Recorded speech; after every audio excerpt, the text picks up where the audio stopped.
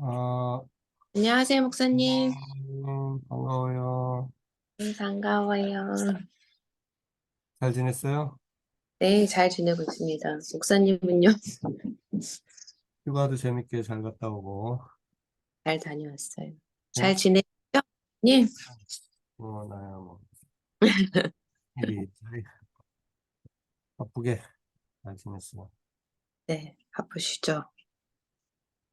아이고, 올해 따라 7월 달에 손님들이 많이 찾아와가지고, 네, 바쁜 게 좋은 거죠. 그래도, 좋으시, 그래도 뭐, 찾아와 주는 사람이 있을 때 좋은 거지. 어? 사모님께서 힘드셨겠어요. 응? 사모님께서 힘드셨겠어요. 아, 손님만. 조금, 음, 뭐, 집에서 준비해서 식사 대접도 하고, 뭐, 이러다 보니까, 음, 어, 그쵸. 약골이어가지고 우리 와이프도 아, 한만 맞아요. 무리하면 그 허리가 약간 그 안도, 지병처럼 있어가지고 네. 그래서 남편을 잘못 만났지. 이렇게 편하게 일꾼도 두고 이렇게 어 아이고. 그런 남자를 만나야 되는데 그냥 음, 에휴, 그래도 됐어. 애들은 지금 시댁에 있고 모처럼 오늘 혼자 있는데 딱 좋은 것 같아요, 지금. 음 네, 공부하기 딱 애들이 좋은 거. 애들이 없으면 공부하기는 좋지. 어? 맞아요. 애들이 참 해요. 아우, 이거 키고 많은 걸 많은 걸 빼앗아 가면서 크는 거지 그놈들은. 그게 애들이지. 음. 펴는 순간에 아마 여기 다 몰려들었을 거예요. 제가 만약에 음. 이걸 시작했다면, 애들 두고 시작했다면. 아, 그러니까. 좋네요, 아무튼. 음. 어쨌든 대단해요. 애들 끌고 그렇게. 근데 사랑스럽긴 하지만 어쩔 땐 힘들고. 음. 그래도 감사하죠, 너무나. 음. 네. 이제 이게 몇 번 안 남았는데 이제 목사님, 제가 다음 주 월요일부터는, 네. 베스파이 코र्스가 시작이 돼요. 그래서 이제 들어갈 수가 없어요. 금요일 오전에 시간이 없어요. 제가 월요일부터 금요일까지 오전 내내 인텐시브 코र्스로 하거든요. 배, 배치바위 들어가요? 네네. 어, 어떡하나. 동영상으로 봐야지. 동영상으로 이제 봐야 돼요.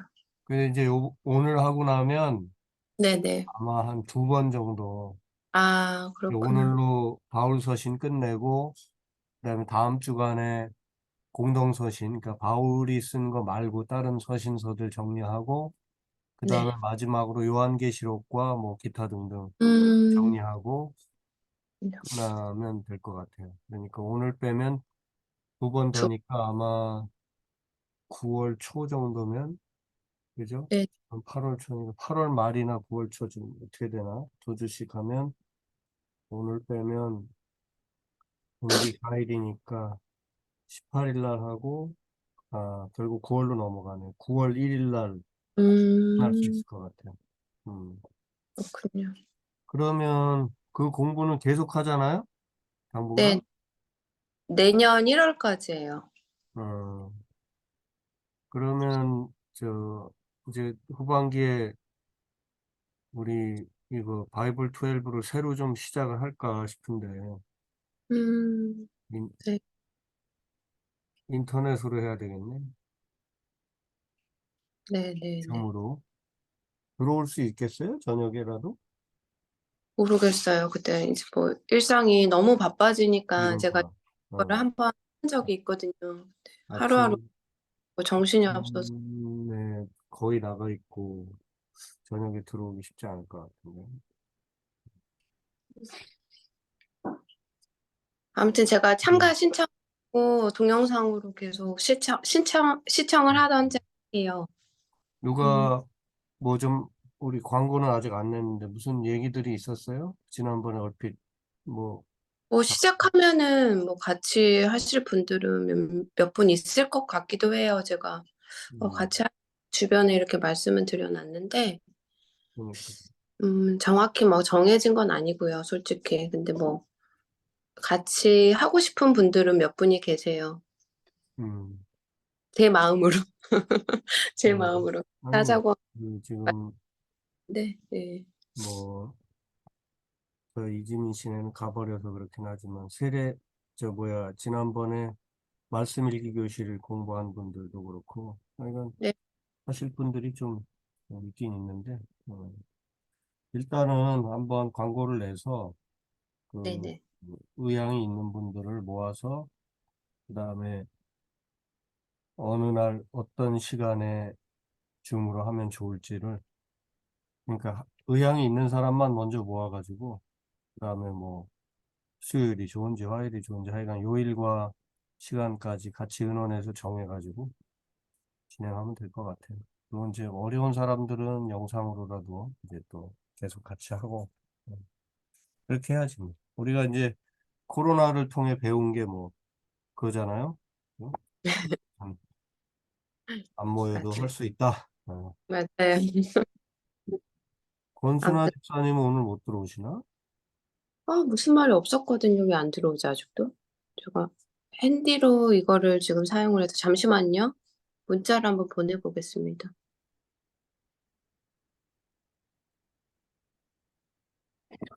내가 연락을 해볼게요. 네. 핸디로 들어오셨으니까 뭐가 못 들어오시면 뭔가 메시지를 남겼었는데요. 잠시만요.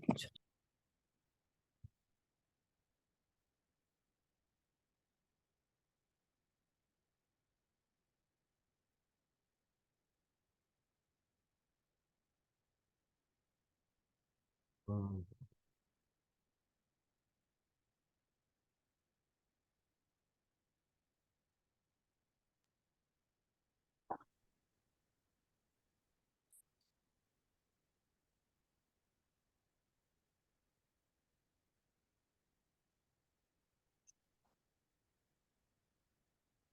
안 받으시네요. 아, 수업이 있으면 분명히 말을 했을 텐데요, 또. 네.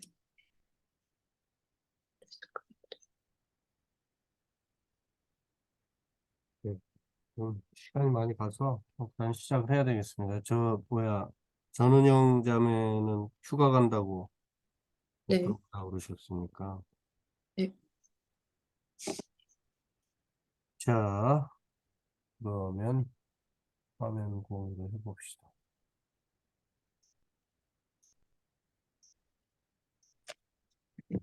보이죠? 네, 보입니다. 잘 보여요. 네, 잠깐 기도합니다. 하나님 오늘도 저희들에게 귀한 은혜의 시간을 허락해 주시니 감사합니다. 하나님 말씀을 열심히 읽고 묵상하고 말씀 따라 살기를 원합니다. 그 말씀의 흐름이 어떻게 흘러가는지 전체적인 그 윤곽도 살펴보기를 원합니다. 하나님, 서신서 공부하고 있습니다. 오늘도 지혜의 영으로 함께 해주셔서 깨닫게 하시고 또 하나님 말씀, 하나님 음성에 더 가까이 다가서는 우리들 되게 하여 주옵소서. 예수님 이름으로 기도드립니다. 아멘. 예, 지난 시간에 서신서들이 어떤 구조로 돼 있는지, 이제 바울 서신과 그다음에 바울 서신이 아닌 나머지 일반 서신 혹은 공동 서신 그렇게 있다는 거 말씀드렸고, 그다음에 이제 바울 서신을 중심으로 먼저 살펴보는데, 지난 시간에는 뭐 갈라디아서가 제일 일찍 쓰여진 것으로 보통 이해되죠. 그래서 갈라디아서부터 시작해서 이런저런 고린도 전후서, 로마서까지, 그래서 대체로 로마 감옥에 바울이 갇히기 이전에, 그러니까 전반기 혹은 중반기까지의 바울 서신을 우리가 좀 살펴보았다고 할 수 있어요.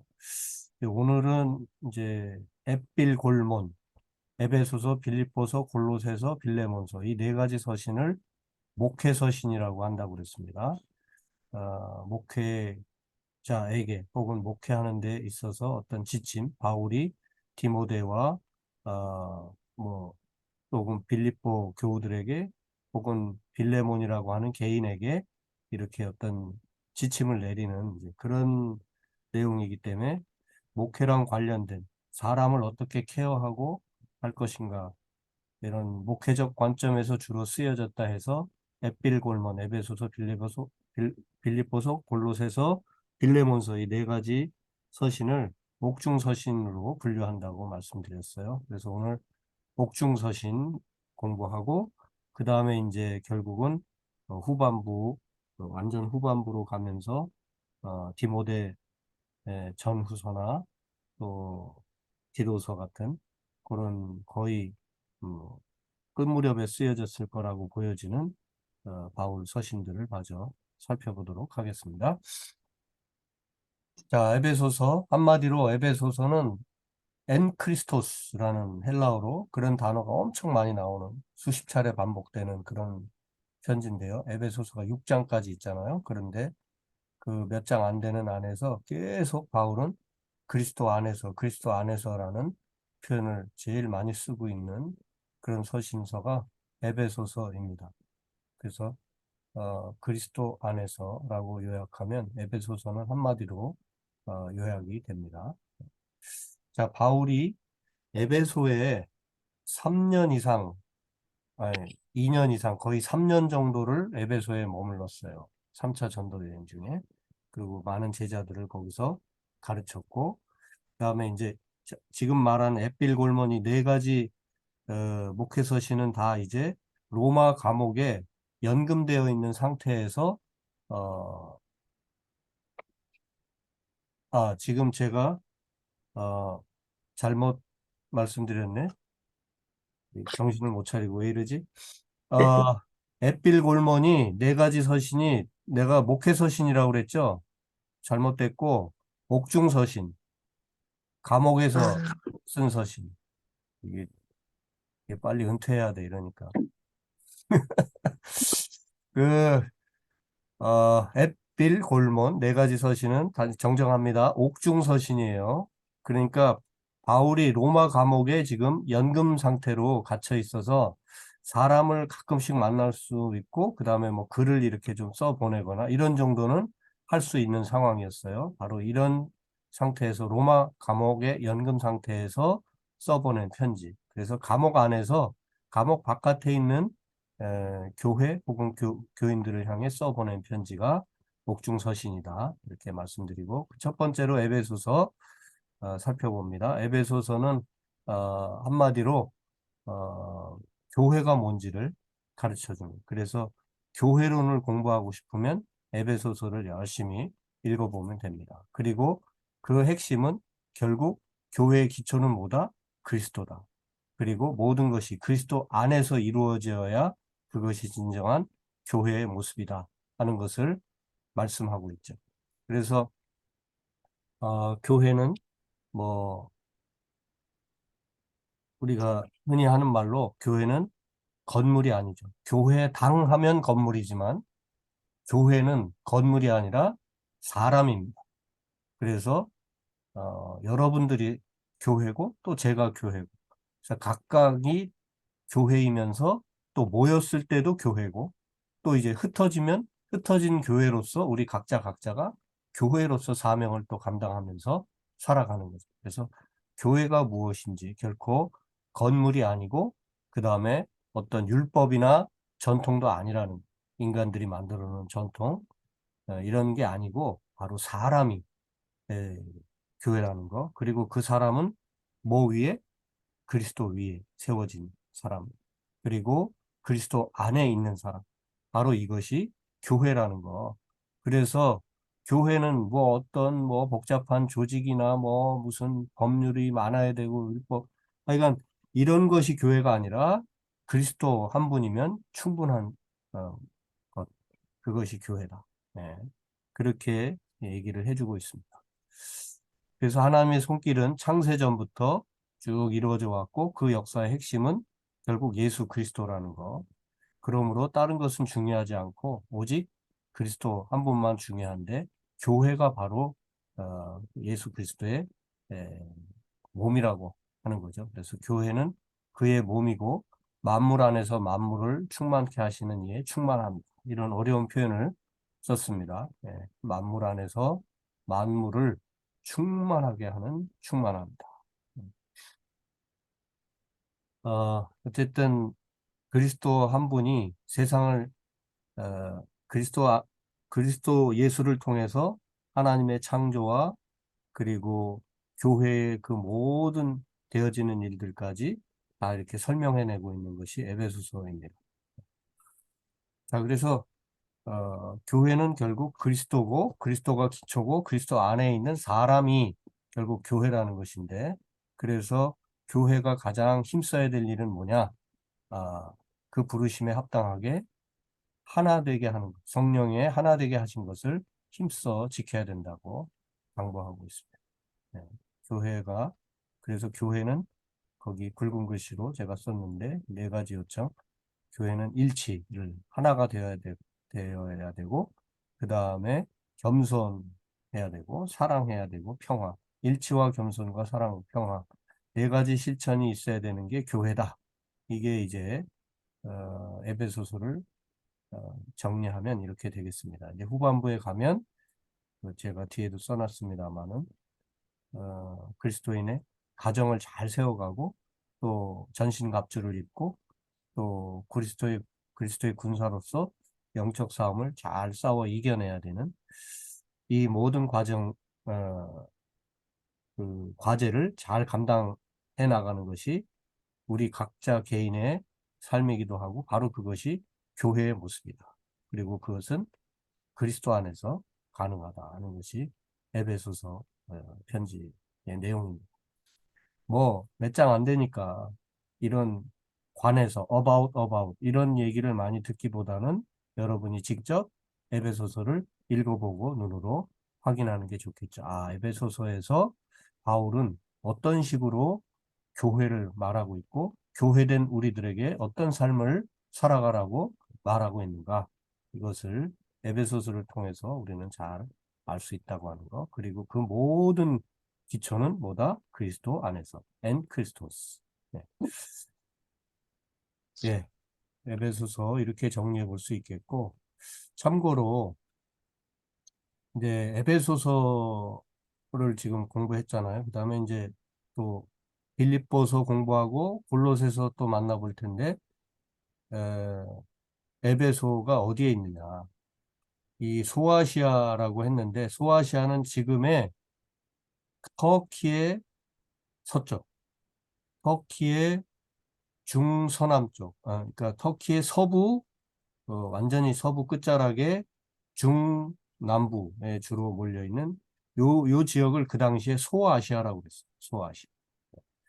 그래서 소아시아 일곱 교회, 그 요한계시록에 소아시아 지역의 일곱 교회에 보내는 편지들이 이제 나오죠. 요한계시록을 읽어보신 분들은 아는데 2장에서 3장에 걸쳐서 거기에 나오는 교회들의 이름이 여기 다 있죠. 에베소 교회, 서머나 교회, 버가모 교회, 두아디라 교회, 사대 교회, 빌라델피아, 라우디게아 교회까지. 네. 그래서 바로 요 지역에 에, 있는 주로 몰려 있는 교회들 소아시아 일곱 교회라고 말한다는 거. 그 중에 한 교회, 이 에베소 교회에 쓴 편지가 에베소서입니다.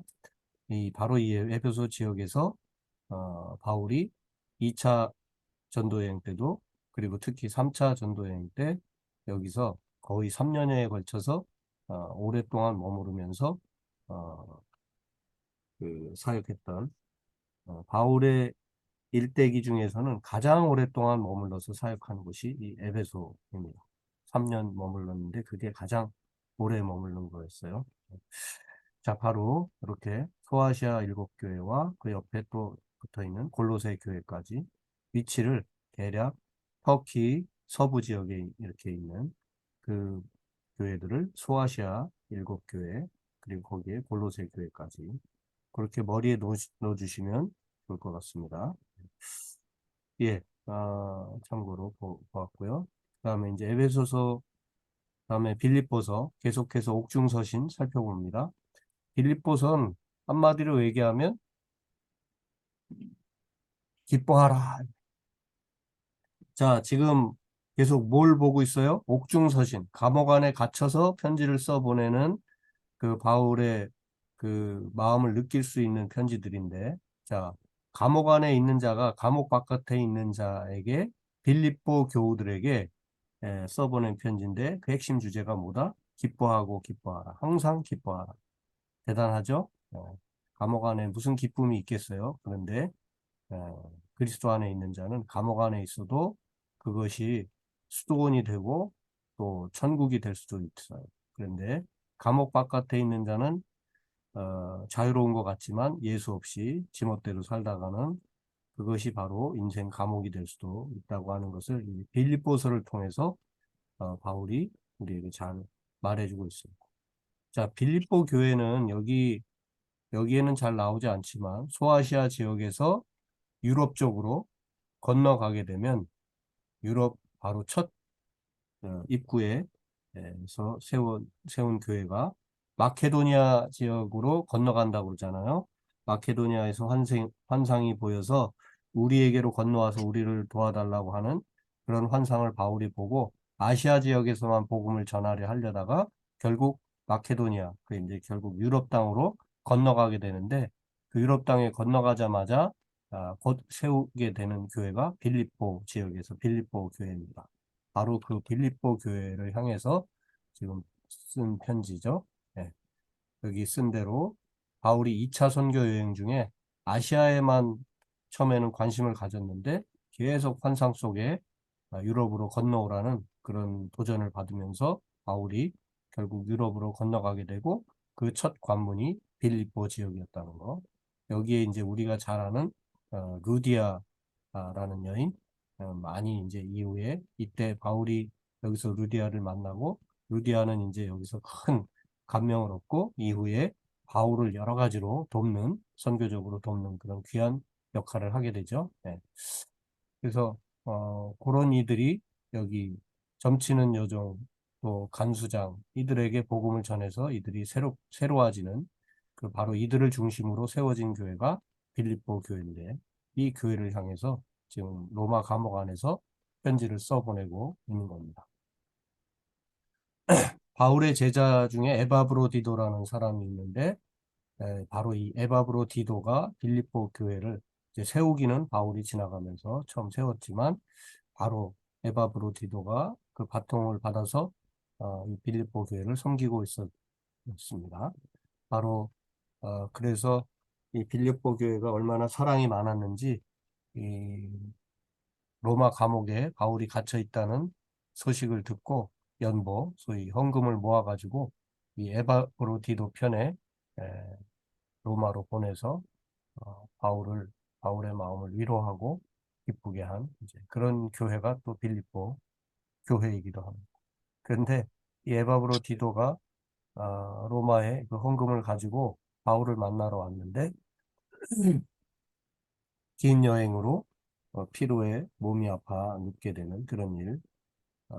다행히 이제 회복을 하고 돌아가게 되자 그 편에 이 에바브로디도 편에 바울이 이 빌립보서 편지를 써서 함께 보낸 것을 알 수가 있습니다.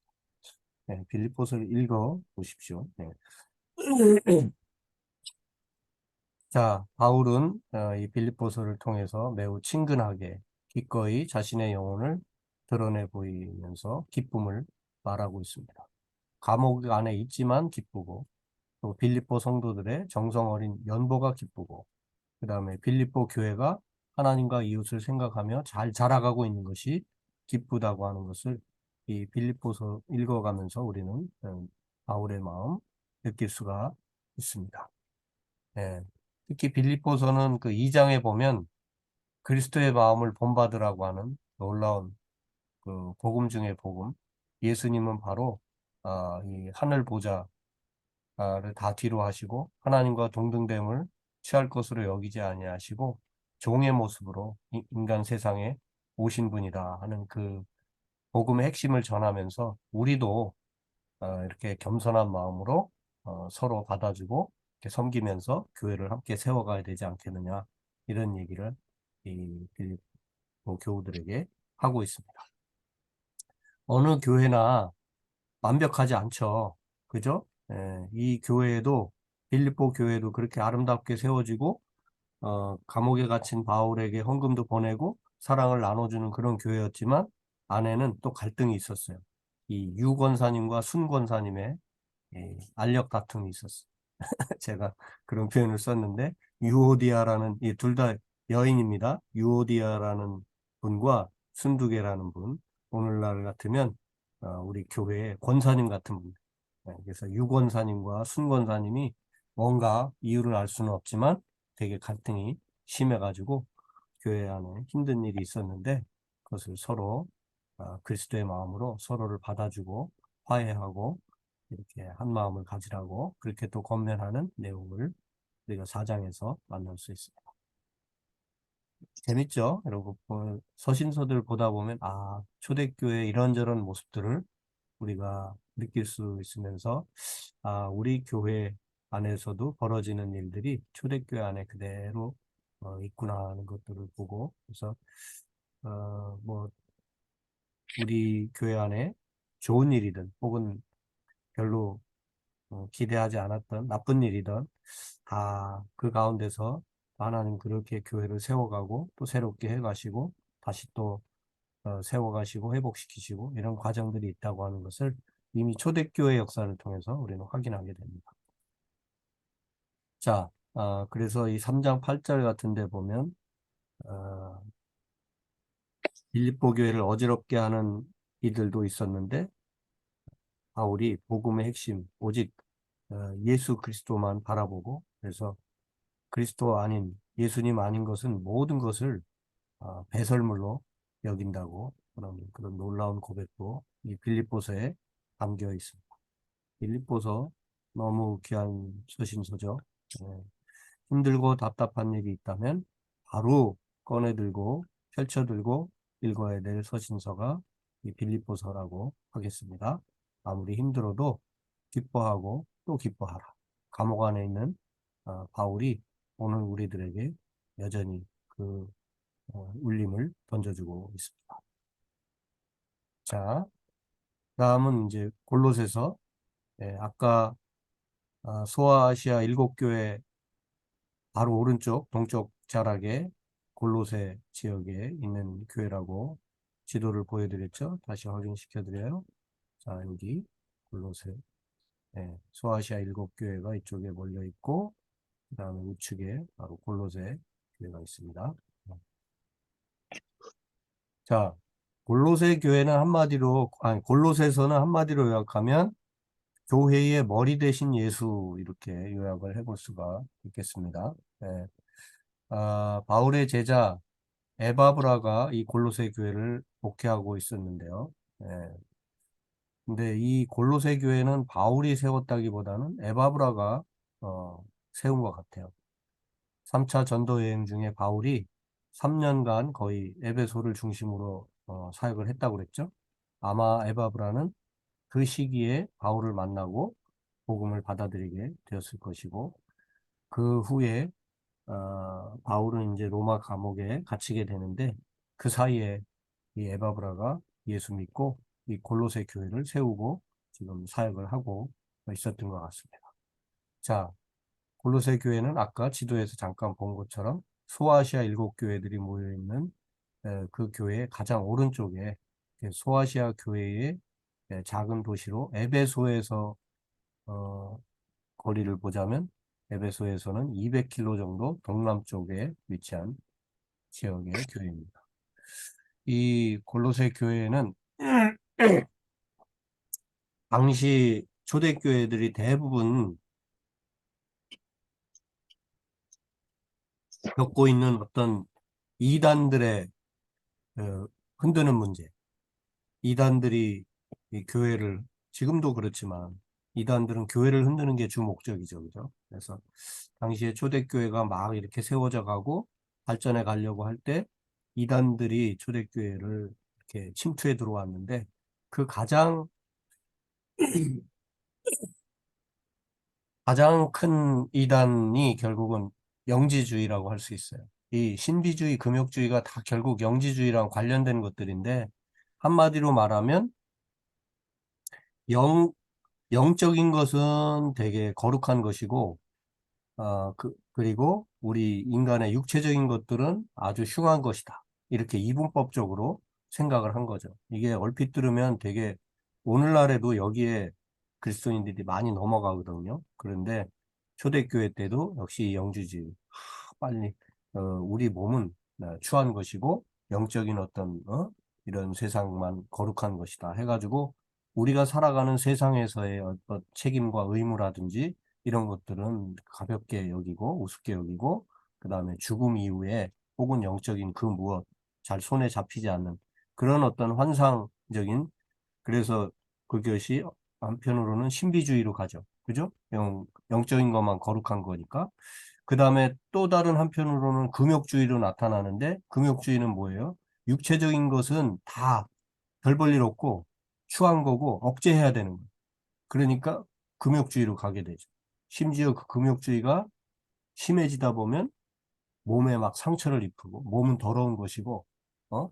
육체는 추한 것이고 그러니까 막 육체를 뭐 칼로 긁어서 피를 낸다든지 막 그런 행위를 통해서 마치 더 거룩해질 것처럼 그런 이상한 짓들도 하고 하여간 이런 다양한 이단들이 행행하고 이 골로새 교회 안에도 들어와 있었던 것 같습니다. 그때 모든 것들 중에 뛰어난 예수 그리스도 그분의 완전성과 충만성을 말하면서 교회의 머리 되신 분은 오직 예수 그리스도다. 그렇게 가르칩니다.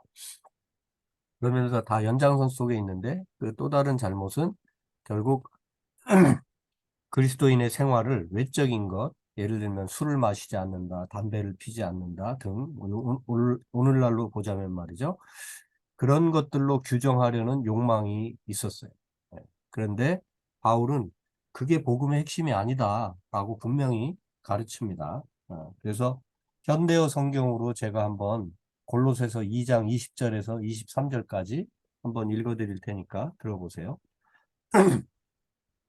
여러분은 그리스도와 함께 죽었으므로 선을 베풀고 여러 가지 규칙을 지켜야 구원을 얻게 된다는 따위의 이 세상의 생각에서도 해방된 것입니다. 그런데 왜 여러분은 이런저런 음식은 먹지도 맛보지도 말고 손을 대지도 말라고 하는 등의 규칙에 아직까지도 얽매여서 살고 있습니다. 이런 규칙은 인간의 가르침에 불과합니다. 음식은 먹기 위해 만든 것이고 먹으면 없어집니다. 이런 규칙은 엄격한 경건을 요구하고 과장된 겸손과 육체의 고행을 수반하는 것으로 훌륭하게 보이겠지만 그러나 그것으로는 인간의 마음속에 파고드는 악한 생각이나 욕망을 이겨낼 수 없습니다. 그것은 다만 그 사람을 교만하게 만들 뿐입니다. 이런 식으로. 예. 그러니까 우리가 인간적으로 뭘 마시고 안 마시고 뭘 조금 선한 일을 하고 안 하고 이런 걸 가지고 자꾸 그것이 복음의 핵심이냐 하면 사람들은 그렇게 겉으로 드러나는 거, 그 겉으로 치장해서 남들 눈에 어떻게 비치느냐 이런 쪽으로만 가게 되다 보면 결국은 오히려 복음의 핵심에 이르지 못하고 사람을 다만 오히려 교만하게 만들 뿐이라고 그렇게 냉철한 지적을 하고 있죠. 예. 그래서 규칙과 규례라고 하는 거, 인간들이 만든 어떤 그런 것들에 우리가 초점을 두기보다는 하나님 말씀에 그 본질적인 의미를 찾아야 됩니다. 그래서 인간들이 만들어 놓은 전통이나 규칙, 규례 등은 본질상 가치가 없는 것이므로 그리스도인은 그리스도와 함께 죽고 다시 살리심을 입어 이제는 자기를 창조하신 자의 형상으로 나타나야 한다고 2장, 3장 등에 계속해서 이 주장을 하고 있죠. 예, 바울이 얼마나 교회를 사랑하며 뭐 교회가 곁길로 소위 복음 아닌 것에 목숨 거는 이상한 쪽으로 가는 그러면 교회가 아니잖아요. 그런 그냥 인간 단체지. 그렇게 가지 않도록 하기 위해서 많은 어, 마음으로 애를 쓰고 있는 것을 이 골로새서에서 또 우리는 확인하게 됩니다. 교회의 머리가 되신 예수님, 바로 골로새서 이렇게 정리해 보고요. 그 다음에 옥중서신 마지막 네 번째 에필골몬이라고 그랬죠. 모는 빌레몬서의 약자입니다. 네. 자, 에베소서, 빌립보서, 골로새서는 다 그 편지 이름이 뭐라고 돼 있죠? 그 편지를 받는 교회 이름으로 돼 있잖아요. 그죠?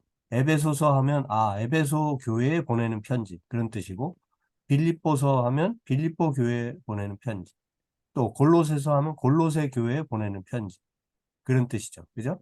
근데 빌레몬서는 빌레몬 교회에 보내는 편지가 아니고 빌레몬이라고 하는 한 개인에게 써보낸 편지입니다. 예.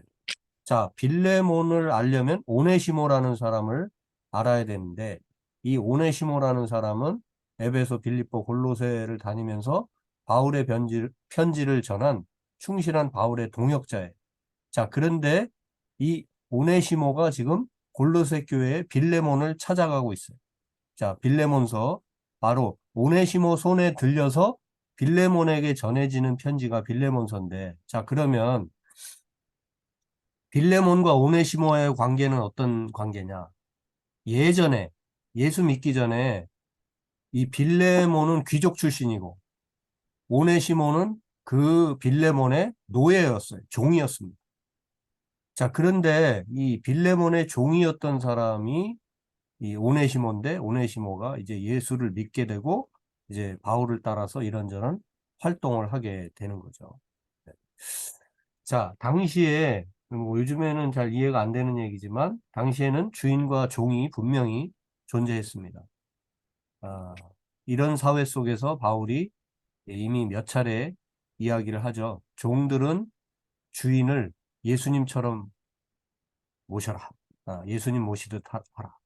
그러나 또 주인은 종들을 대하는 데 있어서 그리스도를 생각하고 외모로 취하지 말고 이렇게 잘 대해주라고 이런 얘기를 하는데, 이거 좀 종과 주인은 평등하게 대하라 한마디로 강력하게 말하지 못하고 바울은 왜 이따이냐 이렇게 말할 수 없겠죠. 그 당시 사회상 속에서 어쩌면 바울은 가장 혁명적인 표현을 했다고 볼 수 있어요. 주인이 종을 함부로 무시하고 함부로 대해도 되는 그런 시대에 오히려 종들은 어차피 주인을 예수님 모시듯 정성을 다해 모시고, 그러나 또한 주인은 종들을 또 이렇게 잘 대해주라고 하는 그런 이야기를 바울이 계속 해왔죠. 네. 당시의 불평등한 세상 속에서, 그리고 그리스도의 복음 사이에서 바울이 생각한 가장 현명한 방법이었을 것입니다. 네. 바울은 바로 이제 이런 상황 속에서 예전에 주인이었던 빌레몬에게 예전에 종이었던 이 오네시모를 부탁하는 글을 써보내고 있는 거죠. 네. 그러니까 오네시모는 빌레몬의 종이었는데 도망간 종이거든.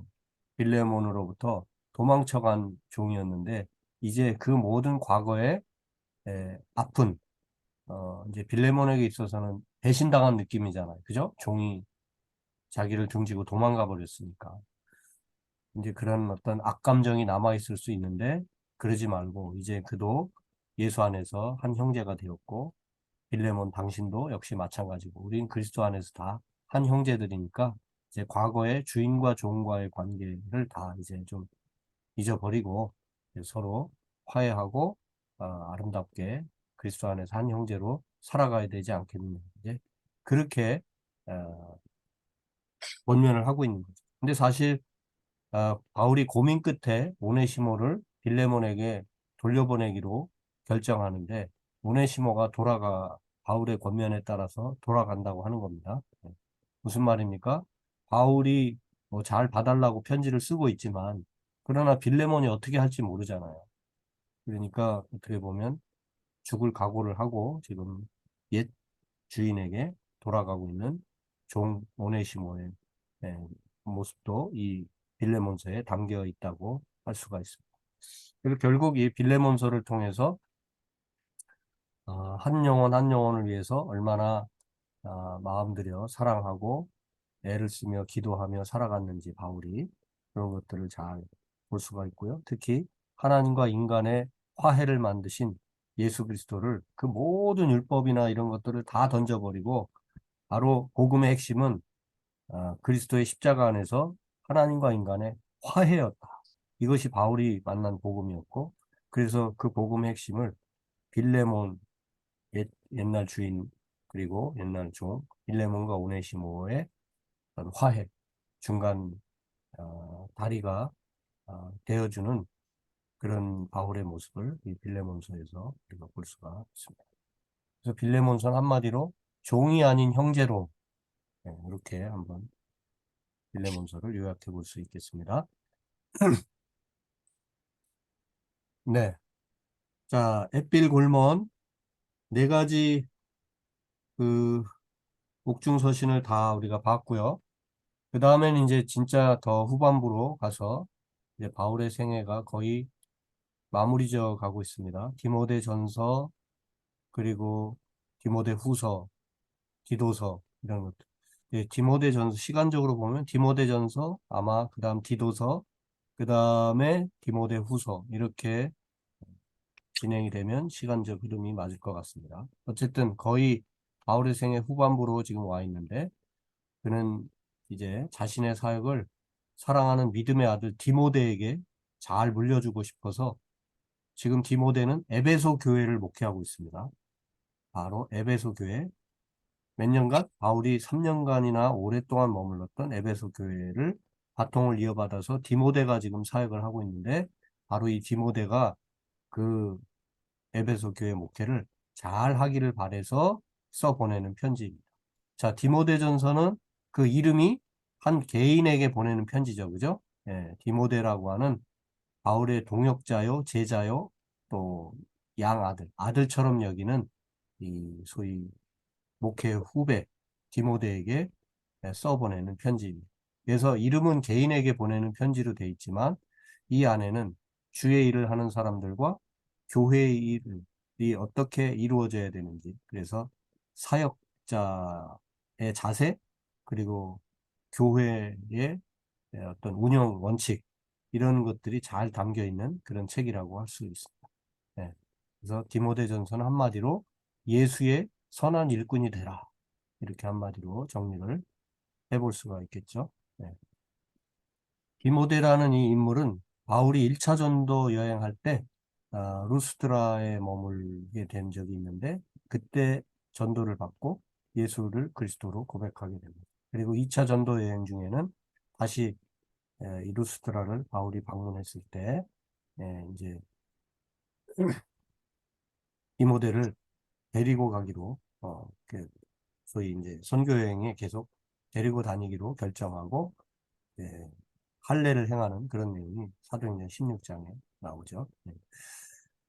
예, 그래서 디모데는 이후로 드로아나 베레아, 데살로니가, 고린도 등에서 바울과 함께 바울의 충성된 동역자요 조력자로 일을 했습니다.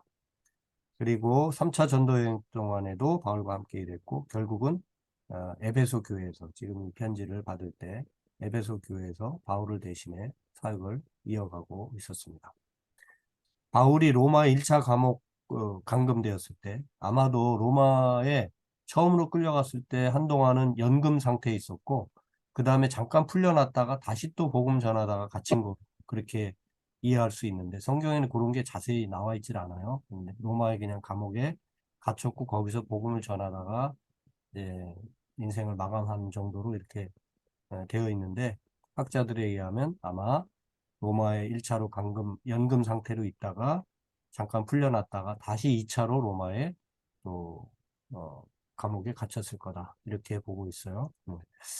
그래서 1차 연금 상태에 있을 때 바울과 함께 있고, 바울이 로마 감옥에서 석방되자 빌립보로 갔던 것 같습니다. 네. 디모데는 거기 보면은 뭐 포도주를 좀 써라, 위장 속이 좀 안 좋을 때는 포도주로 약간 쓰고, 뭐 이런 본문도 나오는 거 보면 디모데가 몸이 좀 안 좋았고 병약한 사람이었고, 또 이렇게 두려움도 좀 많았던, 그런 바울에 비하자면 조금 이렇게 좀 소심한 그런 사람이었던 것 같기도 합니다. 그리고 나이도 물론 또 어렸고요. 그렇지만 바울이 너의 연소함을 사람들이 업신여기지 않도록 날마다 믿음의 진보를 이루어 가도록, 내 성숙이 사람들 앞에 드러나도록 열심히 에, 그 애를 쓰고 사역을 감당해 나가라고 그렇게 권면하는 내용을 이 디모데전서에서 우리가 확인할 수가 있습니다. 네. 자, 예수의 선한 일꾼이 되고 싶다. 그렇다면 제일 먼저 펴서 읽어야 될 책, 디모데 전서입니다.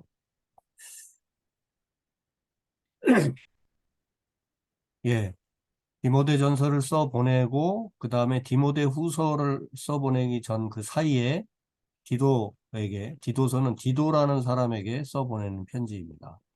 내용은 거의 디모데 전서의 요약본이라 할 수 있어요. 그러니까 뭐, 사람만 바뀌었지, 어떻게 목회해야 된다 하는 내용이니까, 그죠? 네. 그래서 디모데 전서의 요약본이다. 이렇게 말씀드릴 수 있고, 이 디도라는 사람은, 어, 크레타, 지금의 이 그리스 남쪽 해안에 있는 섬, 성경에는 그레데 섬이라고 나오는데 지금 우리가 아는 지중해 안에 크레타 섬입니다. 네. 바로 그 그레데 크레타 그 섬에서 목회를 하고 있는 사람이 지금 디도인데 디도에게 이 그레데 지역을 좀 복음 안에서 안정시키라고 권면하고 있는 거죠. 예. 아마도 그레데는 바울이 에, 들리기는 했지만은 로마 감옥에 이렇게 끌려가는 죄수로 끌려가는 그 여행 중에 잠깐 들렀던 곳이기 때문에 복음을 전할 기회를 갖지는 못했을 겁니다. 예. 그런데 아마도 베드로가 오순절날 설교했을 때 사도행전 2장에 보면 마가다락방에 성령 강림 사건이 있잖아요. 그죠? 그래서 다들 성령에 충만해가지고 막 방언을 말했다고 그랬어요. 그런데 그때 말한 방언은 우리가 지금 생각하는 방언, 누구도 이해할 수 없는 그런 언어가 아니라 각 나라만, 각 지역 말이었어요. 그래서 세계 각국에서 온 사람들의 말을 이 지금 마가다락방에 성령 충만 받은 사람들이 그들의 말로 기도하고 막 복음을 막 이렇게 전하고 그랬던 거죠. 네. 아마 그때 이 크레타 섬, 그레데 지역에 있던 사람들도 일부 이 오순절날 이때 와가지고 베드로가 설교하는 방언으로 이 그레데 말로 막 설교하는 이런 거를 듣고 그때 복음을 받아들였을 가능성이 많다 이렇게 볼 수 있습니다. 네. 어쨌든 그렇게 복음이 그 크레타 섬에 심어져서 이제 바울이 죽어갈 무렵쯤 돼서는 디도라는 사람이 이 크레타 섬을 사역하고 있었는데 바로 이 디도에게 어떻게 사역하면 좋겠다라고 바울이 전하고 있는 거죠. 편지를. 그런데 역시 다른 교회에도 전했던 것과 같은 맥락으로 바울의 가장 큰 관심은 복음의 핵심이 흔들리는 것을 못 참은 거예요, 바울. 다른 복음에 대한 소식은 바울에게 가장 가슴 아픈 일이었어요. 그래서 예수 그리스도의 그 십자가와 부활의 은총, 이것이 자꾸 흔들리고 인간의 어떤 뭐 할례를 받아야 된다, 착한 일을 해야 된다, 고행을 해야 된다, 뭐 이런저런 거를 먹어야 된다, 먹지 말아야 된다 하는 지금 앞에서 우리가 봤던 이런 식의 많은 다른 인간적인 것들로 인해서 복음의 중심이 다 날아가고 흔들리는 것을 바울은 참을 수가 없었어요. 특히 크레타 섬은 어, 당시에 그 그레데 사람처럼 행동한다 하는 이 말은 거짓말을 하고 있다라는 말이랑 같은 말일 정도로 그레데 사람들은 참 거짓말을 잘한다. 이게 아주 당시에 그냥 뭐 거의 커먼 센스였어. 누구나 다 그렇게 소문이 나 있었어. 그만큼 이 그레데 섬이 그냥 한 섬이 아니라 제법 크거든요. 길이가 250km, 폭이 48km. 제법 큰 섬이죠. 이 섬이 지중해 중간에 이렇게 있다 보니까 당시로서는 이 중개무역 모든 것들이 이렇게 남북으로 동서로 배들이 왔다 갔다 할 때 꼭 거쳐 가야만 하는 곳이죠. 크레타 섬. 그래서 많은 것들이 좀 부유하기도 하고 많은 사람을 만나기도 하고 근데 이제 거기 머물렀다 가기보다는 거쳐가는 사람들이 많다 보니까 아마도 이렇게 적당히 거짓말을 슬쩍슬쩍 10원짜리인데 뭐 50원이라고 그러고 뭐 이런 식으로 해가지고 이렇게 속된 말로 이제 뭐죠? 하여간 그렇게 사기를 치는 이제 그런 식으로 먹고 사는 사람들이 많았던 거 아닌가. 그런 상상을 좀 해볼 수 있어요. 충분히 가능한 상상이죠. 그래서 이런 그레데 섬에서의 사역자인 디도에게 이 더군다나 거기에 이제 다른 복음이 깃들기 시작하면 인간적인 그 모든 것들로 인해서 복음은 다 뒤로 사라지고 그러다 교회는 온데간데 없이 사라질 수 있는 그런 위험이 있다고 보고 그래서 복음의 핵심에 분명한 그 내용이 무엇인지를 가르쳐 주면서 어, 그럼에도 불구하고 이런 어려움 속에서도 희망을 가지고 계속 열심히 사역해 나가라 하는 이제 그런 내용이 이 디도서에 담겨 있습니다. 그래서 바른 복음에 대한 냉철한 어떤 비판과 더불어 그 다음에 이 그레데 섬을 그래도 하나님의 복음의 터전으로 계속해서 세워가라고 하는 권면. 이것이 디도서에 담긴 내용입니다. 그래서 바로 희망의 상속자, 바로 그레데 사람, 그리고 그레데에서 일하는 사역하는 당신, 그리고 디도서를 읽는 우리 모두가 다 희망의 상속자가 되어야 된다. 말씀이 이 디도서에 담겨 있는 내용입니다. 네, 잠깐만요. 자꾸,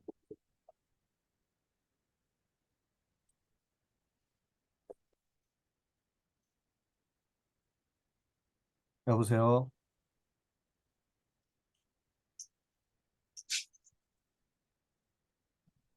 이런,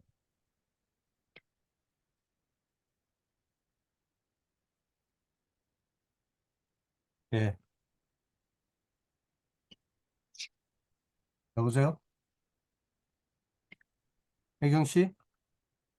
네네. 어, 꼭 이렇게 중간에 한 번씩 이런 일이 생기네. 괜찮습니다. 제 얼굴을, 제 얼굴이 안 보이죠? 사진으로 뵙고 있습니다. 네, 이거를,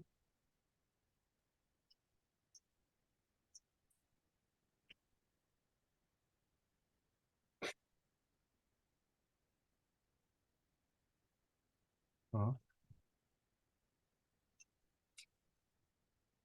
네, 이제 얼굴 안 나와도 되지만, 네. 이게 마이크가 한 번씩 이렇게 꼭 중간에 속을 썩입니다. 여하간, 이제, 에, 바울 서신 중에 마지막, 그 디모데 후서가 되겠습니다. 한마디로, 주님과 함께 고난받으라. 이렇게 요약해 볼 수가 있겠습니다. 제일 마지막, 바울 서신 제일 후반부에 쓰여진 편지. 다시 한번 정리를 해볼까요? 바울 서신. 우리가 지난 주일에 배웠지만, 바울 서신의 그 시간의 흐름, 자, 바울 서신 연대로 다시 돌아왔습니다. 자, 바울 서신 1차 선교 이후에 갈라디아서 안디옥 지역에서 썼고, 그 다음에 2차 선교 여행 중에 데살로니가 전서와 데살로니가 후서, 고린도 지역에서 썼어요. 그리고 3차 선교 여행 중에 에베소에서 고린도전서, 마케도냐에서 고린도 후서, 또 고린도에 머무르면서 로마서를 썼습니다. 우리가 지난 시간에 여기까지 배웠던 거고, 그 다음에 이제 1, 2, 3차 선교 여행 중에 편지를 써보내고, 그 다음에는 예루살렘으로 올라갔다가 체포돼가지고, 가이사랴 거쳐서 로마까지 이제 죄수로 끌려가게 되죠. 그리고 이제 로마 감옥에 연금 상태로 갇히게 되는데, 바로 그때에 우리가 오늘 공부한 에베소서, 빌립보서, 골로새서, 빌레몬서, 이렇게 네 가지 옥중서신을 로마 감옥에서 쓰게 되죠. 그래서 에베소서는 교회론에 관한 것이고, 빌립보서는 성도가 뭐로 살아야 되나 기뻐하면서 살아야 된다고 하고, 골로새서는 기독론, 예수 그리스도를 강조하는, 그래서 교회 머리는 몸인 교회의 머리는 곧 예수 그리스도다라고 하는 거. 온 세상의 중심. 네.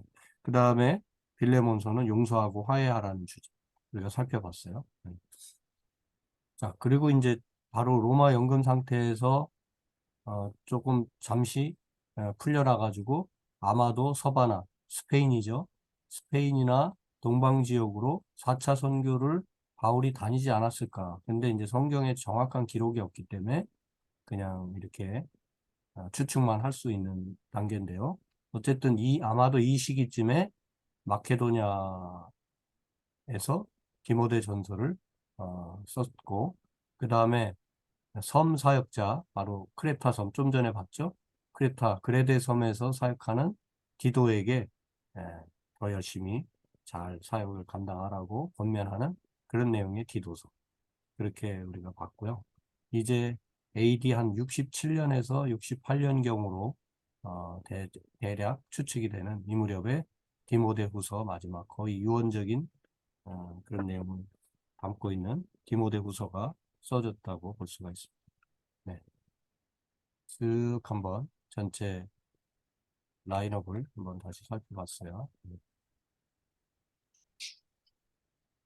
네, 그래서 이제 디모데후서 마지막 바울이 에, 모든 1, 2, 3차 선교여행, 또 로마로 끌려가는 여행, 로마 감옥에 한 2년여 연금되어 있던 상태, 또 잠시 나와서 또 동방, 서방으로 다니면서 복음을 전했던, 그리고 다시 또 감옥에 갇혀서 결국 순교하게 되는, 예, 바로 그 무렵 마지막 감옥에 갇혔을 당시에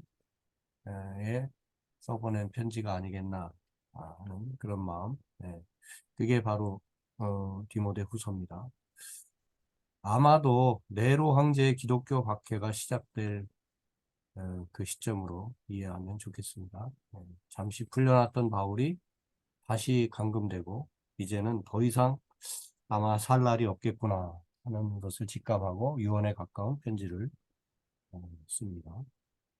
이 유언의 내용은 한마디로 복음과 함께 고난을 받자입니다. 어, 네. 네, 곧 죽게 될 바울이 한 말에 우리는 좀 유념할 필요가 있죠. 네, 별일 없을 거야. 편하게 살아. 다들 이렇게 말하지 않고 복음과 함께 고난을 받자. 예, 전하고 있습니다. 바울에게 이 디모데와 디도는 아들과 같은 사람이죠. 그래서 아들을 고생시키고 싶은 그런 아비가 없죠. 그러나 바울은 분명히 말합니다. 디모데후서 3장 10절에서 11절. 한번 그거 읽어보시겠어요? 빨간 글씨. 네.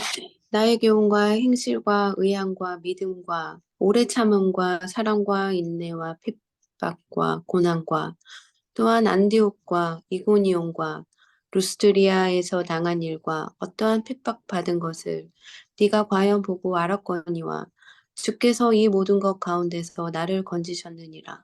아멘. 예. 자기의 살아온 날들을 쭉 간단한 언급이지만 그 어떤 핍박과 어떤 일 속에서도 결국 하나님이 함께 해주셨고 나를 건져주셨다. 예. 평생 많은 어려움들이 있었지만 그러나 그때마다 하나님이 나를 건져주셨다라고 이렇게 회고하고 있는 거죠. 예. 고난받기를 너무 두려워하지 말라. 내 인생 자체가 돌아보니 복음과 함께 사는 인생이었고 또 복음과 함께 고난받는 인생이었는데 그러나 그 고난이 그러니 너희에게 피하라고 말하는 고난이 아니라 하나님께서 나를 그때그때 건져주시고 또 다른 길로 인도해 주셨다는 사실을 말하면서 복음과 함께 끝까지 우리가 주님 앞에 온전히 서는 그날까지 어떤 고난도 감수하면서 오히려 기꺼이 복음과 함께 고난을 받자 하는 그 마음으로 살아가자. 그게 디모데후서에 담긴 어떤 전반적인 흐름입니다. 네.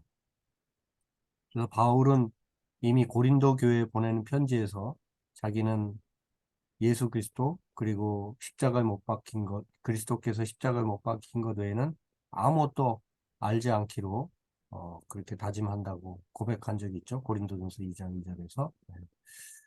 그리고 실제로 그는 그렇게 삶을 살았습니다. 그리고 이제 삶을 마감할 때가 되어서 그의 뒤를 따라 복음의 일꾼 된 디모데에게 때를 얻든지 못 얻든지 복음을 전파하면서 살아가라고 명하고 있습니다.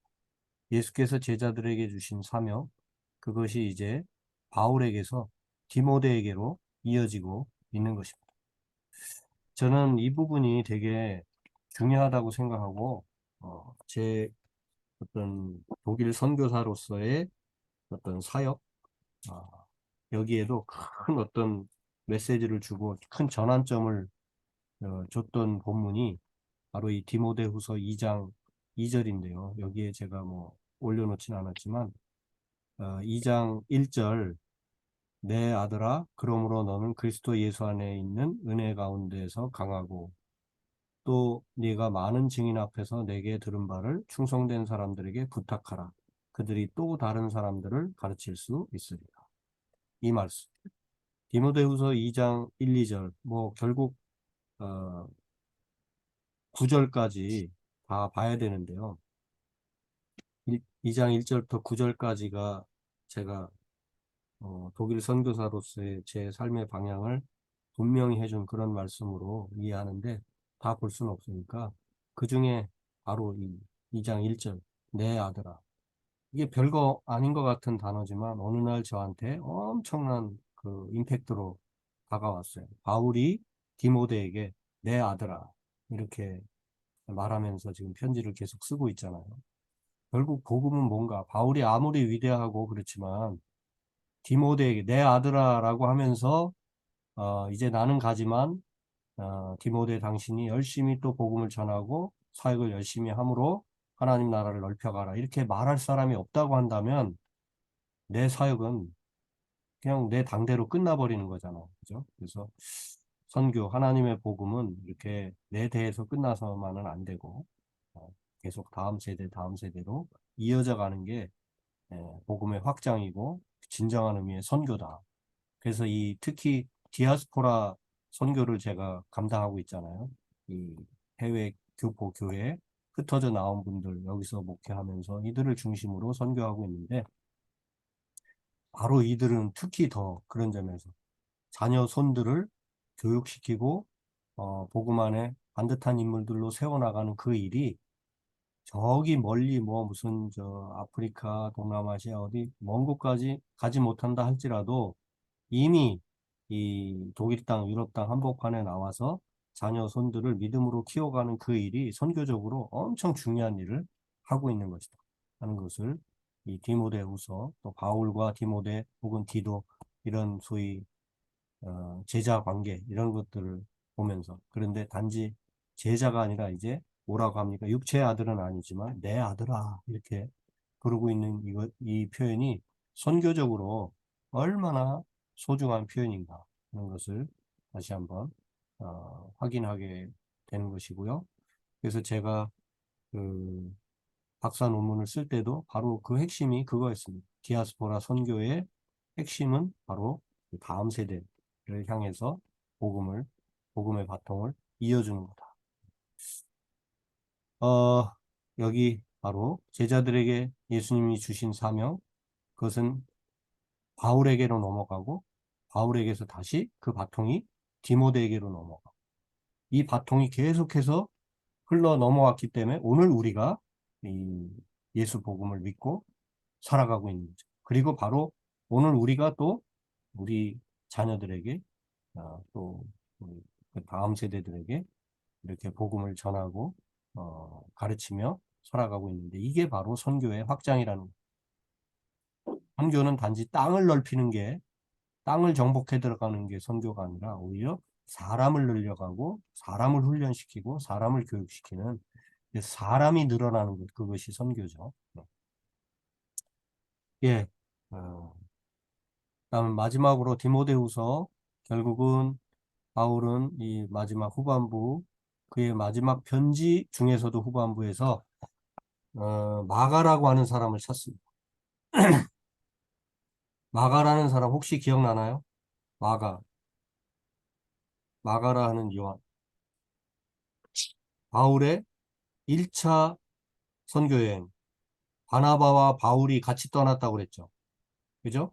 그런데 2차 전도여행은, 2차 선교여행은 바나바와 바울이 같이 못 떠났어요. 갈라져서 바울과 바나바가 따로 떠났습니다. 바로 그렇게 된 이유가 이 마가 때문이었어요. 왜? 1차 선교여행 때 바울과 바나바가 가는데 거기에 마가도 동행했는데 중간쯤 가다가 마가는 무슨 이유인지 모르지만 먼저 돌아가겠다고 그냥 돌아가 버렸어요. 그게 바나바가 볼 때는 아직 마가가 좀 두려움도 있고 여러 가지 어려움이 있어서 중간에 돌아간 거로 좀 이해해 주려는 입장이 바나바였고 바울이 볼 때는 저렇게 나약해가지고, 중간에 조금 뭐 이렇게 저렇다 해가지고 중간에 휙 돌아가 버릴 정도면 2차, 3차 전도여행 나랑 같이 다닐 수 없다. 해가지고 마가를 소위 퇴짜를 놨잖아요. 네. 자, 그런데 이제 죽을 때가 다 된 바울이 누구를 찾아요? 마가를 찾는 겁니다. 네. 예전엔 마음에 들지 않아 뿌리쳤던 그였지만, 로마에서의 연금 생활 이후로 둘 사이는 깊은 동역자 관계로 발전했습니다. 이게 로마 감옥에 갇혀 있을 때 아마 마가가 옆에서 또 가까이서 바울을 많이 도와주었습니다. 그래서 결국 다시 이제 로마 감옥에 갇히게 되었을 때 어, 인생 마지막을 준비하면서 바울에게는 자꾸 생각나는 사람이 그 누구보다도 이 마가였던 것 같습니다. 그래서 마가를 좀 어, 데려와다. 이렇게 부탁하고 있는 어, 그런 내용을 우리가 디모데 후서에서 볼 수가 있습니다. 재밌죠? 이런 거 보면. 디모데후서 4장 11절 네, 이렇게 돼 있어요. 마가뿐만 아니라 9절부터 읽으면 디모데후서 4장 9절에서 11절까지 너는 어서 속히 내게로 오라. 이 너는 누구예요? 너는 막, 이제 디모데잖아. 디모데에게 써보내는 편지니까.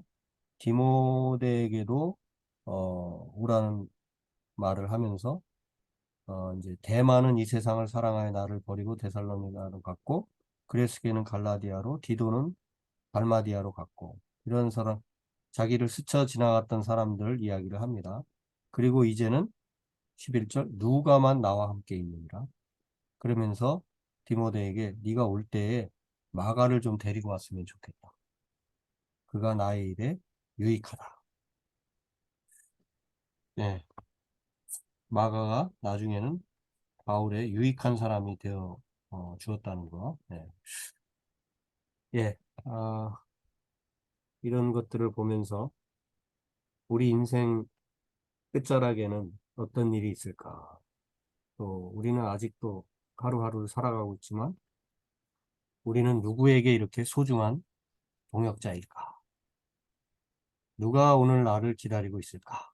이런 생각을 하게 되는 그런 서신서입니다. 예.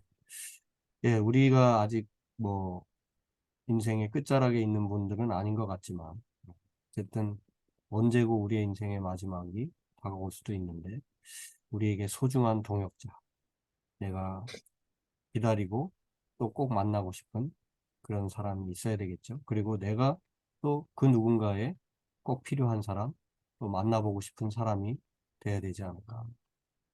디모데후서 말씀 속에 어, 바울의 대사역자 바울의 노년의 그 마음을 이렇게 좀 느껴봅니다. 자, 오늘은 여기 바울 서신의 마지막까지 했어요. 다음 시간에는 이제 공동 서신, 일반 서신이라고도 하는 그 바울 서신 아닌 다른 서신서들을 좀 다음 주에는 다음 주죠. 두 주 후에는 같이 살펴보도록 하겠습니다.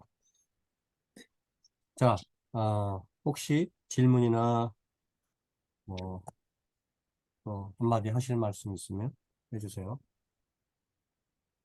감사합니다. 오늘도 저는 이제 목사님께서 아까 말씀해주신 음, 복음의 확장 선교 이거에 대해서 저도 또 반성을 해보았어요. 저희가 음, 해야 할 일이 자손들을 교육시키고 믿음으로 키워가는 것. 아까 그렇게 말씀해 주셨는데, 이제 부모로서 실은 항상 믿음이 굳건하지 못한 거. 그래서 저와 저와 남편이 한 가정의 부모로서 이제 중심을 잡고 뿌리를 내려서 좀 튼튼히 해야 되겠다는 그런 숙제를 받은 것 같고, 네, 앞 더 믿음 맞아요. 생활 서로 노력을 해야 될 것 같습니다. 네. 또 많이 그래요. 흔들리고. 네. 아, 그래서 우리가 단단히 해야 자녀를 키우는 그 일 자체가 엄청난 선교적 일이라는 것을 알아야 돼요. 맞아요. 그냥, 뭐, 이거 막 엄청 힘들죠. 애들 키우는 게. 그걸 또 그냥 키우는 게 아니라 믿음의 인물들로 키워내야 되니까 그게 어려운 거잖아요. 예술이거든, 사실. 그 어린 자녀들을 믿음의 그래서 사람으로 양육해 간다는 거는 예술이에요, 예술. 끊임없는 그 사랑과 정성, 이것만 가지고 되는 게 아니고, 기도도 엄청 해야 되고, 뭐, 하여간. 그래서 그런 일들이, 한 아이를 키우는 거다, 이렇게, 내 새끼 키우는 거다, 이렇게만 생각하지 마시고, 힘들 때마다 나는 선교적 사명을 이어가고 있다, 이렇게 생각하고, 어, 합니다. 정생활도 해나가면. 그리고 이제 우리, 누구야, 보현 형제 같은 경우는 이제 소위 2세잖아. 그죠? 이제 네. 이 디아스포라들의 2세들이 어떻게 사역을 하고 또 어떻게 가정을 꾸려가고 그 다음 세대들을 또 어떻게 해가는지 이게 아주 여기서 이제 게임 끝나는 거고. 그러니까 1세대들이 와서 막 열심히 교회도 하고 뭐 이렇게 했는데 2세대, 3세대로 가면서 그게 그냥 뭐 언제 그랬냐는 듯이 사라지면 이게 진짜 일장춘몽인 거고. 근데 이게 보현으로 내려가면서 또 보현에서 또 원이 인하로 내려가고 또 그들 계속 내려가면서 믿음이 확장되고 더 우리가 할 수 없었던 일들을 얘네들이 해나가고 이런 걸 볼 때 하나님이 얼마나 기뻐하시겠어요. 저도 독일 와서 제가 독일어도 열심히 하고 독일 사회에 적응하려고 애를 써봤지만 저로서는 한계가 분명히 있고 그래서 내가 뭐 하는 선교사인가 고민하는 중에 우리 2세 사역자들이 바로 이 내 아들아 하는 이 말씀과 더불어서 눈에 띄게 되면서 나는 우리 한인교회 목회를 열심히 하면서 최대한 우리 2세 사역자들을 열심히 돕고 그들이 날개짓을 하고 이렇게 훨훨 날아갈 수 있도록 저희 발판 역할을 하는 것만으로도 내가 선교적으로 큰 역할을 하는 것이다. 이런 생각을 하게 되니까 제가 독일에서의 어떤 그 모든 사역에 더 큰 힘을 갖게 되고 어떤 어려움과 답답함 속에서도 그 일들을 계속 감당해 나갈 수 있는 그런 큰 힘이 되었던 그런 것이 바로 이 디모데후서 2장에 있는 내 아들아 하는 그런 말씀이었어요. 어쨌든 바울도 가고 또 우리도 다 가고 하지만 믿음의 바통, 복음의 바통 계속 이어져 가서 하나님 나라가 확장되고 그렇게 놀라운 역사가 우리 안에 계속 펼쳐져 가게 되는 줄 믿습니다. 그 라인에 우리가 서 있다는 것만으로도 감사한 일이고 그래서 조금 어렵고 힘들더라도 우리 아이들 믿음으로 키워내는 그 일에 또 우리 다음 세대들 꼭 내 새끼가 아니어도 우리 다음 세대들 우리 자녀들이 믿음의 제목들로 잘 커갈 수 있도록 우리가 기도하고 후원하고 사랑을 주고 하는 일들이 최고로 교회가 해야 될 또 소중한 일 중에 하나인 것 같아요. 그 일에 우리가 함께 또 힘을 써야 되겠습니다. 예, 수고 감사합니다. 많으셨어요. 예, 오늘 이제 함께 하진 못했지만 또 동영상으로 만나게 될 우리 자매님들에게도 동일한 인사를 드립니다. 예, 건강하시고 또 믿음으로 또 말씀 안에서 두 주간 보내다가 다음 주에 다시 만나도록 하겠습니다. 우리 정규선 님도 점점 회복돼 가고 많은 호전을 보이고 있으니까 어, 감사드리고 다시 한번 또 전화도 드려봐야 되겠네요. 자, 기도하고 마치겠습니다. 하나님 감사합니다. 오늘도 말씀 배우게 해주셔서 감사합니다. 바울의 편지 잠깐 스쳐 지나가듯 요약했습니다. 그러면서 바울의 그 마음, 복음 전도자로서의 마음을 느껴봅니다. 그리고 초대교회를 사랑하셨던 하나님이 그 복음의 바통을 계속 이어가 오늘 21세기에도 하나님의 교회, 주님의 몸된 교회를 세워주시고 그 한 지체로 저희들을 불러주시고 이 믿음의 바통, 복음의 바통을 계속 이어가게 해주셨음에 감사드립니다. 이 바통 내 대해서 끝나지 않게 해주시고 우리 자녀 손들에게 아름답게 이 복음의 바통, 선교의 바통, 믿음의 바통을 이어가는 우리 모두가 되게 하여 주옵소서. 아, 무덥고 또 비도 많이 내리고 기후가 결코 좋지 않은 이런 때에 건강도 지켜주시고 또 영적 그 건강, 우리 삶의 모든 전반을 하나님 지켜주셔서 또 두 주 후에 더욱 건강하고 아름다운 모습으로 함께 만나는 우리들 되게 해 주옵소서. 감사드리옵고 예수님 이름으로 기도드립니다. 아멘. 네, 네, 감사합니다. 주의하세요. 수고하셨어요. 공부 안녕히 계세요. 다음 네, 주부터 시작이라고? 네, 다음 주 월요일부터요. 네, 고생 좀 하십시오. 네, 감사. 네, 독일어 그냥 재미지게 한다 이렇게 생각하고 독일어를 좀 네, 배워가야 독일 생활이 또 재밌어요. 네. 지혜 주시기를 기도합니다. 네. 감사합니다, 그래요. 목사님. 안녕히 계세요. 끊을게요. 종료합니다.